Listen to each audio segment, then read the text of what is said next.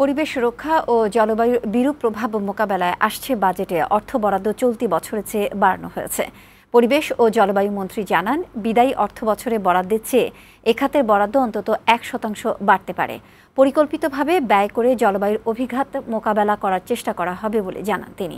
তবে কেবল বরাদ্দ বাড়ালেই হবে না, তা যথাযথভাবে বাস্তবায়ন করার পরামর্শ দিয়েছেন পরিবেশ বিশেষজ্ঞরা। বিস্তারিত জানাচ্ছেন ফাহিম মোনায়েম। জলবায়ু পরিবর্তনের প্রভাবে বেশি ক্ষতিগ্রস্ত দেশগুলোর মধ্যে বাংলাদেশ অন্যতম। অতি খরা, জলোচ্ছ্বাস, বন্যা, ঝড় মোকাবেলা করতে হচ্ছে। মাটির তলদেশের পানির স্তর নেমে যাচ্ছে। এ ক্ষতির জন্য বেশি দায়ী উন্নত বিশ্বের অতি কার্বন ছড়ানো। এসব মোকাবেলায় নিজস্ব অর্থে সরকার নানা পদক্ষেপ নিয়েছে। জলবায়ু পরিবর্তনের অভিঘাত মোকাবেলায় গুরুত্ব দেওয়া হয়েছে আগামী অর্থবছরের বাজেটেও। নতুন উন্নয়ন বাজেটে পরিবেশ, জলবায়ু পরিবর্তন ও পানি সম্পদ মন্ত্রণালয়ের জন্য বরাদ্দ 11,089 কোটি 43 লাখ টাকা, যা মোট এডিপির 4.18%।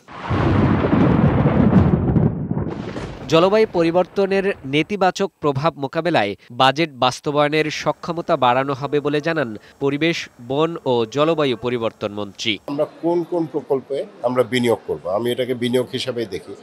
দ্বিতীয় হচ্ছে যে আমরা পরিকল্পনা থেকে বাস্তবায়ন, যেটা আমাদের জন্য একটা বড় চ্যালেঞ্জ। 3 নম্বর হচ্ছে এখান থেকে আমরা কি নলেজ পাচ্ছি, কি রিসার্চ করছি। আরেকটা হচ্ছে বরাদ্দের বিনিময়ে আমি কি পেলাম। আমরা কিন্তু সেই পার্টনারশিপটা করেছি এবং সেখানে সকল উন্নয়ন সহযোগীরা থাকছে।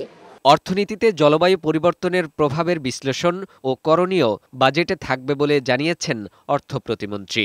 আমাদের অর্থনীতির উপর জলবায়ু পরিবর্তনের সম্ভাব্য অভিঘাত কি হতে পারে, এবার কিন্তু সেই সংক্রান্ত একটি বিশ্লেষণ বাজেটের উপস্থাপনের সময় কিন্তু এটা দেয়া হবে। গত 5 বছর ধরে পরিবেশ ও জলবায়ু খাতে বাজেটে অর্থ বরাদ্দ বাড়ছে। তবে এর সুফল মানুষ কতটা পেয়েছে তা নিয়ে প্রশ্ন আছে।